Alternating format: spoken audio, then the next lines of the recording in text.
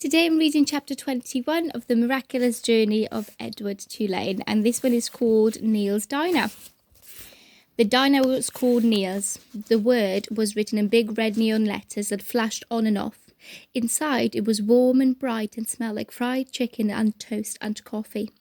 Bryce sat at the counter and put Edward on a stool next to him. He leaned the rabbit's forehead up against the counter so that he would not fall. "What you gonna have, sugar?" the waitress said to Bryce. "Give me some pancakes," said Bryce, "and some eggs. And I want steak too. I want a big old steak, and some toast, and some coffee." The waitress leaned forward and pulled at one of Edward's ears and then pushed him backwards so that she could see his face. "This your rabbit?" she said to Bryce. "Yes, he's mine now. He belonged to my sister." Bryce wiped his nose with the back of his hand. "We're in show business, me and him." "Is that right?" said the waitress. She had a name tag on the front of her dress. Marlene, it said. She looked at Edward's face, and then she let go of his ear, and he fell forward so that his head rested against the counter again. "Go ahead, Marlene," thought Edward. "Push me around. Do with me as you will. What does it matter? I'm broken. The food came, and Bryce ate all of it without even looking up from his plate.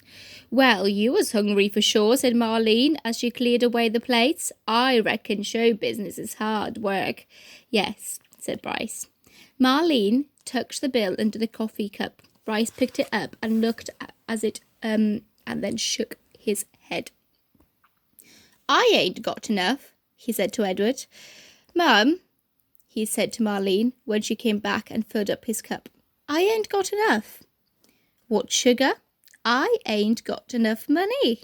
She stopped pouring the coffee and looked at him. "You're going to have to talk to Neil about it." Neil, it turned out, was both the owner and the cook. He was a large, red-haired, red-faced man who came out of the kitchen holding a spatula in one hand.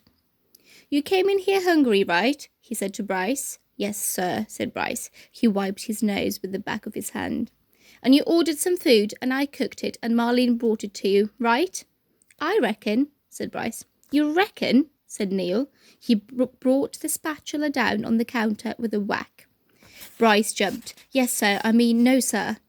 "I cooked it for you," said Neil. "Yes, sir," said Bryce. He picked Edward up off the stool and held him close. Everyone in the diner had stopped eating.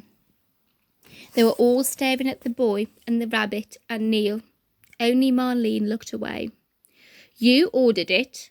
I cooked it. Marlene served it. You ate it. Now," said Neil, "I want my money."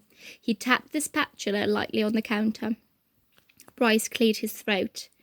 "You ever seen a rabbit dance?" he said. "How's that?" said Neil. "You ever before in your life seen a rabbit dance?" Bryce set Edward on the floor and started pulling the strings attached to his feet, making him do a slow shuffle. He put his harmonica in his mouth and played a sad song that went along with the dance. Somebody laughed. Bryce took the harmonica out of his mouth and said, "He could dance some more if you want him to. He could dance to pay for what I ate." Neil stared at Bryce, and then without warning he reached down and grabbed hold of Edward. "This is what I think of dancing rabbits," said Neil, and he swung Edward by the feet, swung him so that his head hit the edge of the counter hard. There was a loud crack. Bryce screamed, and the world, Edward's world, went black.